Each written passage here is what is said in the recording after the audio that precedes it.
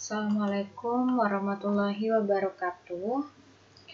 Kita bertemu lagi di pertemuan ke-10 mengenai bentuk dan jenis outline laporan tugas akhir. Jadi ini nanti berkaitan dengan tugas akhir kalian. Kalau tugas akhir berarti kalian kan D3 ya. Di sini dikatakan bahwa bentuk laporan tugas akhir Prodi Administrasi Perkantoran dan juga Administrasi Bisnis dapat dilakukan melalui riset atau PKL yang dibuktikan dengan surat keterangan kalau kalian memang PKL di instansi atau perusahaan gitu ya. Nah, jadi harus menyertakan ini.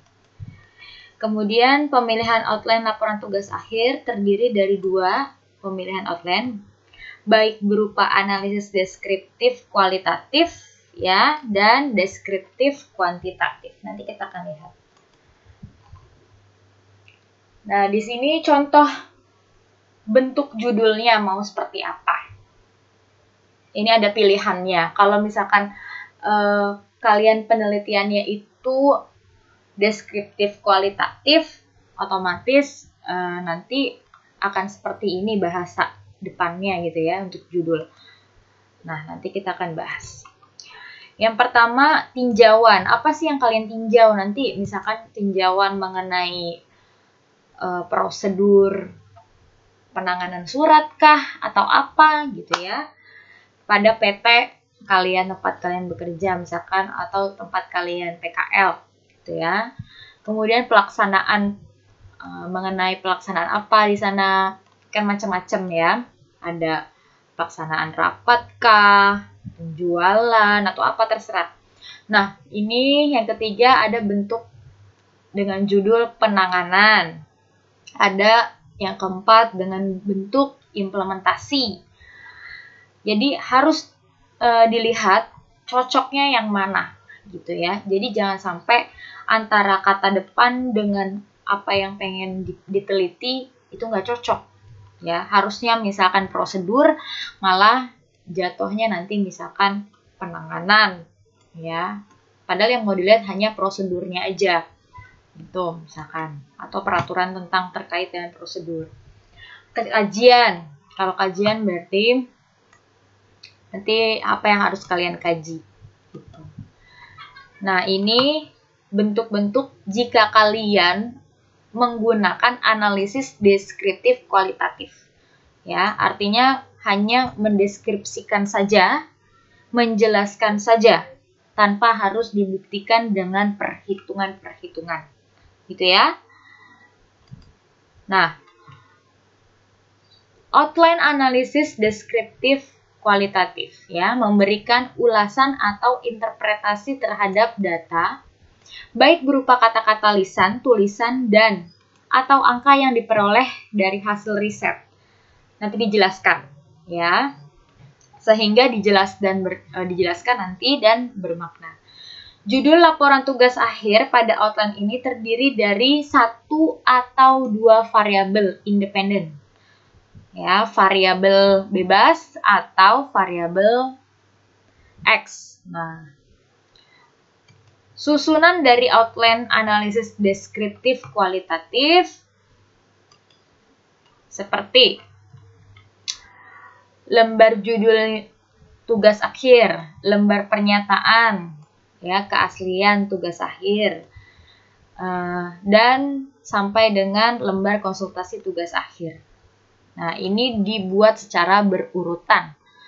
Kemudian, buat kata pengantar, abstrak. Abstrak ada kalau sudah jadi, gitu ya. Kalau masih sebagai bentuknya belum sampai akhir penelitian, kalian nggak akan bisa bikin abstrak.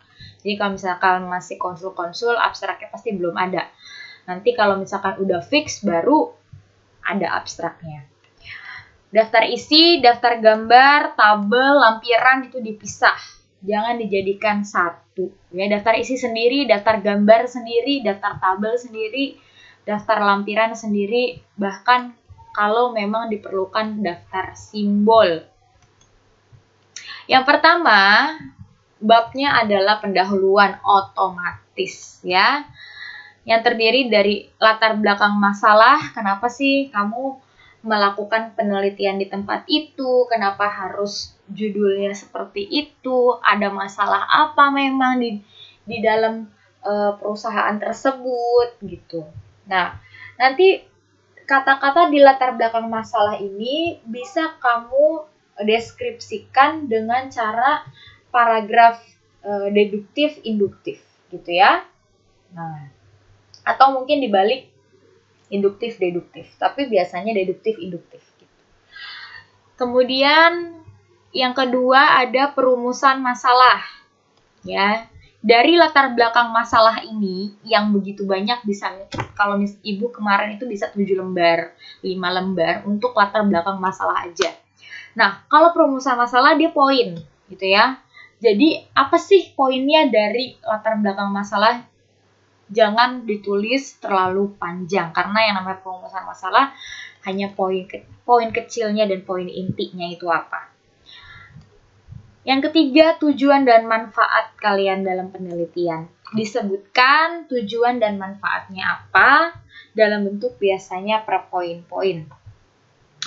Kemudian 1.4 metode pengumpulan data dengan menggunakan metode apa ya, yang sudah pernah Ibu jelaskan kan macam-macam gimana kalian mengumpulkan data.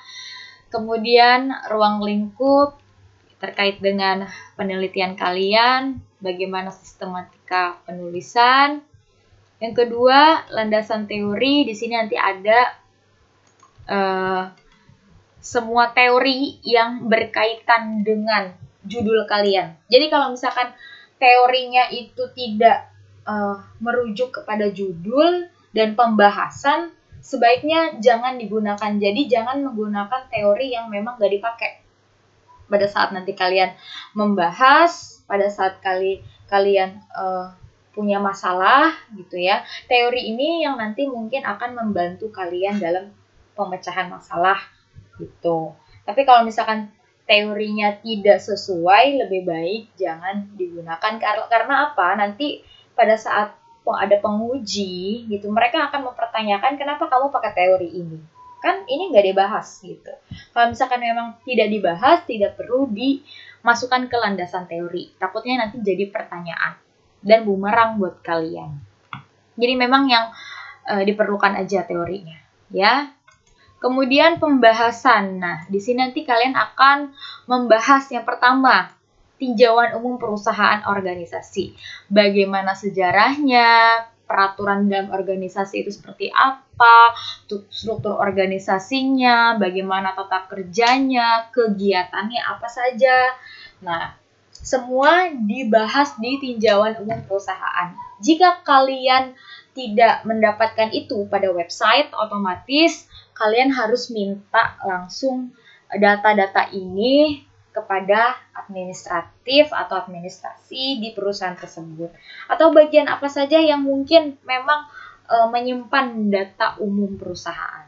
Yang kedua, hasil penelitian ya, nanti hasil penelitiannya dibahas gitu. Jadi bukan cuman berupa satu kalimat atau 2 kalimat aja, tapi dibahas panjang kali lebar supaya para pembaca ini mengerti dengan hasil penelitian kalian.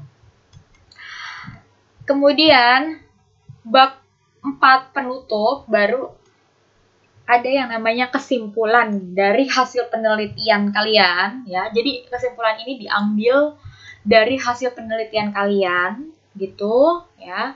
Apa saja yang dapat disimpulkan. Nah, sarannya apa terkait dengan kesimpulan tadi. Nah, baru daftar pustaka. Nah, daftar pustaka juga merujuk nanti kepada pustaka-pustaka apa saja yang kalian memang pakai. Kalau misalkan kalian hanya supaya penuh aja daftar pustakanya, itu salah gitu ya. Jadi memang yang kalian gunakan sebagai referensi itu yang mana aja. Biasanya terdiri dari TA orang lain boleh ya sebagai daftar pustaka, kemudian banyakin jurnal dan buku-buku gitu ya. Boleh kamu ngambil dari internet tapi harus dilihat harus dilihat kapan diaksesnya, kemudian harus dicatat tanggal waktu akses tersebut beserta dengan link websitenya gitu. Jadi benar-benar harus website-website yang memang terpercaya. Tapi kalau misalkan website yang tidak terpercaya seperti artikel blogger orang, lebih baik dihindari, jangan ya. Lebih baik kalian menggunakan jurnal penelitian yang udah terbukti daripada blogger orang lain. Kemudian daftar riwayat hidup kalian dituliskan di setelah daftar pustaka, lampirannya jangan lupa, dan jangan lupa ada surat keterangan bahwa kalian itu melakukan PKL kalau memang itu adalah tempat PKL kalian atau tempat riset kalian gitu ya. Nah, surat keterangan bahwa kalian memang penelitian dan melakukan PKL di sana. Kalau misalkan beda boleh enggak? Nah, nanti kamu tanya lagi sama bagian administrasi BSI. Boleh enggak di tempat kerja kalian sendiri gitu ya untuk risetnya? Tuh, kalau misalkan memang diperbolehkan ya alhamdulillah, berarti kalian tinggal melakukan penelitian di tempat pekerjaan kalian sendiri. Kemudian untuk analisa deskriptif kuantitatif ya, memberikan ulasan atau interpretasi terhadap data baik berupa data primer, data sekunder, dan data komparatif yang diolah dengan menggunakan uji statistika. Nah, jadi memang yang udah pernah Ibu sebutkan sebelumnya bahwa kalau kita menggunakan analisis deskriptif kuantitatif, ya otomatis harus diuji statistik. Jadi ada perhitungannya, gitu kan. Kalian harus juga siap dengan data-datanya. Baik data primer yang kalian ambil melalui kuesioner atau wawancara dan sebagainya, maupun data sekunder yang kalian sudah ada, minta di BPS atau minta ke perusahaan terkait. Nah, atau data komparatif yang mungkin bisa di-compare dengan kedua-duanya, ya, data selain data primer dan data sekunder. Itulah yang harus diuji dalam uji statistika. Jadi kalian harus benar-benar siap kalau memang menggunakan deskriptif kuantitatif. Kalau Ibu sebagai dosen pasti lebih menyarankan kalian untuk menggunakan ini karena kita bisa lebih memahami apa sih uji statistika gitu ya. Yang kedua, kita juga bisa membuktikan kebenarannya gitu ya dengan menggunakan perhitungan. Jadi lebih lebih meyakinkan kita sebagai peneliti gitu. Kalau apa yang kita uji ini ternyata benar sesuai dengan keinginan kita, hipotesis kita, atau teori kita. Nah, kemudian judul laporan tugas akhir pada outline ini bisa terdiri dari minimal 2 variabel independen. Ya, jadi ada 2 variabel independen, si X-nya ada 2, dan variabel dependen ya. Jadi kalau misalkan ada X, tentu ada si Y gitu. Kalau misalkan independennya mau ada 2, X1, X2 juga tidak masalah. Jadi kalau misalkan, apalagi kalau mau lebih banyak yang diteliti, itu lebih bagus. Nah, itu juga mengurangi resiko bisa sama judul dengan teman biasanya. Kalau misalkan ada variabelnya yang sama, 1, terus udah gitu Y-nya juga sama, berarti juga kamu samaan sama teman. Tapi kalau misalkan variabel X-nya misalkan ada 2 atau ada 3, untuk sama-sama teman kayaknya itu agak lebih sulit gitu ya. Jadi nggak mungkin akan samaan dengan teman. Kemudian, kecuali outline komparatif yang terdapat 1 variabel independen dan 2 variabel independen. Maksudnya ini kali ya, 1 variabel independen dan 2 variabel dependen. Tuh, ya. Nah, kemudian susunan dari outline tugas akhir analisis deskriptif kuantitatif dibagi ke dalam 3 outline. Yang pertama, outline tugas akhir dengan analisa deskriptif kuantitatif, data kuesioner atau primer. Yang kedua, kalau datanya sekunder, ya. Yang ketiga, kalau di-compare, gitu ya. compare antara data sekunder dan data primer. Nah, kita compare. Jadi ada, kalau misalkan semua datanya primer, bagaimana outline-nya ini, gitu ya. Kalau datanya semua data sekunder, menggunakan outline-nya yang ini. Tapi kalau di compare antara yang primer dengan sekunder, pakai yang komparatif. Nah, kemudian di sini contoh ya, contoh judulnya kayak apa sih? Bisa pengaruh, ya lagi itu juga pernah Ibu sebutkan. Bisa pengaruh pengaruh bisnis manajemen gitu ya terhadap penjualan atau sales dari PT ini gitu. Pengaruh kepuasan misalkan terhadap pelayanan. Nah, pelayanan jasa PT apa gitu.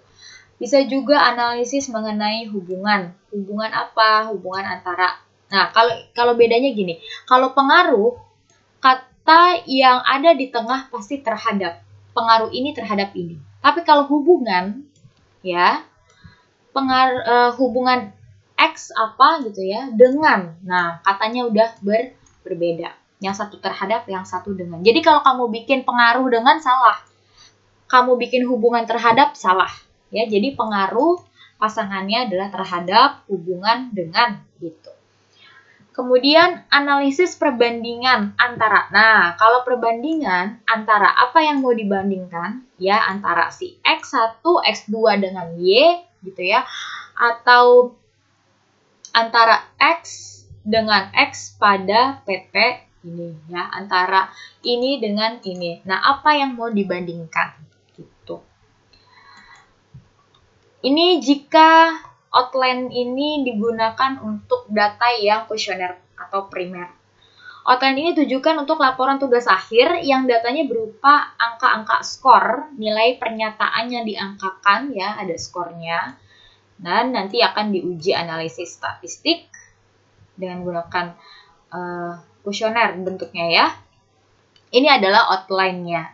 Depannya pasti sama gitu ya. Nah, di sini ada lembar judul tugas akhir, pernyataan keaslian tugas akhir, persetujuan publikasi, persetujuan pengesahan, biasanya kayak gini-gini ada. Sama. Nah, ini mungkin yang nanti akan membedakan dengan yang kualitatif tadi ya, karena ini kan kuantitatif, otomatis di landasan teorinya akan dimasukkan. Nah, ini kan ini sama semua nih ya. Pendahuluan pasti sama semua dalamnya. Nah, kalau landasan teorinya, kalian harus menjelaskan. Variabelnya kan misalnya ada 2. Ya, variabel yang X itu ya harus dijelaskan. Teorinya beda. Teorinya tentang itu, misalkan kepuasan. Variabel X-nya. Ya udah, semua teori tentang kepuasan, bagaimana cara mengukurnya, bagaimana semuanya deh pokoknya tentang kepuasan masuknya ke 2.1. Nah, ya termasuk ke dalam variabel Y, misalkan mengenai pelayanan atau apa gitu ya. Nah, masukkan semua teorinya. Jadi kalau misalkan ada yang melenceng, ketahuan nih. Ya, jadi teorinya misalkan kebalik. Harusnya di X, dia taruh di Y. Ketahuan. Karena apa? Karena ini udah kita klasifikasikan landasan teorinya. 2.3, kita tuliskan hipotesisnya. Hipotesis kita apakah kepuasan dapat mempengaruhi kah gitu ya, mempengaruhi pelayanan, atau kepuasan juga bisa mempunyai hubungan kah dengan pelayanan, tergantung dari judulnya. Yang 2.4 konsep dasar operasional dan perhitungan. Nanti bagaimana variabel itu ya, bagaimana cara kita dalam mengukurnya, kemudian bagaimana kita menilainya, uji instrumennya kayak apa sih, nanti kita menggunakan apa. Nah, dan bagaimana konsep dasar perhitungannya. Ya, ini lebih kepada nanti kalian harus menjelaskan perhitungannya, caranya itu seperti apa untuk menjelaskan si X dan Y gitu. Baru nanti pembahasannya. Kan ini menggunakan data primer ya. Nanti pada saat data penelitian nanti disesuaikan tentang sejarah sama struktur organisasi dan lain-lainnya, kegiatannya apa sama. Nah, yang akan berbeda di sini nanti disesuaikan dengan tempat kalian melaksanakan riset atau penelitian gitu ya, dan juga tergantung hasil dari kuesionernya. Setiap orang akan berbeda-beda. Jadi kalau misalkan judulnya beda, tempat penelitiannya beda, kuesionernya pertanyaannya beda sama temennya, otomatis data hasilnya beda. Jadi kalau misalkan ada yang data hasilnya nyontek sama temennya atau copy paste dari temen yang udah melakukan penelitian, itu akan ketahuan atau salah gitu ya. Jadi memang kalian berarti nggak melaksanakan penelitian itu dengan benar gitu. Jadi hati-hati. Kalau penguji biasanya jeli banget nih ngelihat ini semua. Gimana datanya, bagaimana kalian menguji variabelnya, gitu. Ini yang paling utama. Ya, kalau menggunakan kuesioner, otomatis di sini nanti ada data hasil kuesioner. Ini kalau outline-nya ini kalian dua-dua variabelnya menggunakan kuesioner ya. Jadi makanya ada yang kuesioner variabel Y, ada kuesioner variabel X, gitu. Kalau dua-duanya datanya menggunakan kuesioner. Kemudian hasil analisisnya nanti dijelasin. Kalau kalian gunakan SPSS kayak kemarin ya, bagaimana koefisien korelasinya, determinasinya, regresinya itu dijelasin satu-satu gitu. Kemudian dari hasil tadi berikanlah kesimpulan berbentuk poin dan saran-saran juga. Nah, ini sama ya, sama dengan yang kualitatif. Sama. Yang daftar pustaka, riwayat hidup, ada surat keterangan juga, lampiran juga sama ada. Nah, ini untuk yang datanya kalau dua-duanya sekunder, ya. Sekunder itu biasanya datang dari perusahaan, ya. Nah, ini berupa angka-angka skor nilai yang diperoleh dari hasil pengolahan data perusahaan. Nah, nanti diujikan, bisa laporan keuangan, kalau memang kalian terkait dengan laporan keuangan, ya, atau apapun itu ya, yang mungkin datanya sudah ada, sudah dibuat oleh perusahaan. Kalian tinggal gunakan. Nah, yang membedakan nanti, ini sama semua, ya, yang membedakan nanti adanya di sini. Nah, data penelitian bukan lagi, nanti di sini bukan lagi data kuesioner, gitu ya, tapi data yang kamu peroleh dari perusahaan, masukkan ke sini. Ini juga. Nah, kalau yang ini nanti disesuaikan dengan teorinya itu disesuaikan dengan variabel kalian masing-masing. Nah, ini juga nanti dimasukkan sesuai dengan hasil penelitian kalian atau riset kalian. Dimasukkan. Baru kesimpulan saran. Nah, kalau ini kalau di-compare, dua-duanya ada, gitu. Kalau untuk dua-duanya ada, nanti akan ada perbedaan di sini, mungkin ya.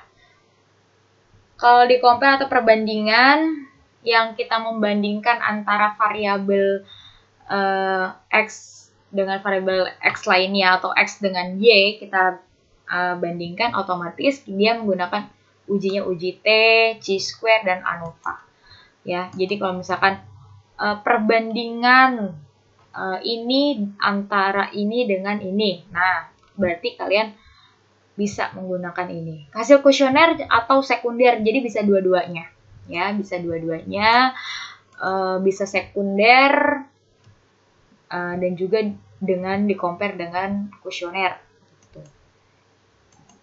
Nah, itu tadi outline-nya. Kemudian untuk lokasi penelitian, ya, untuk lokasi penelitiannya bisa ditetapkan seperti perusahaan swasta, UMKM, BUMN. Nah, kalau untuk BUMN dan BUMD diharapkan yang memang punya unit bisnis.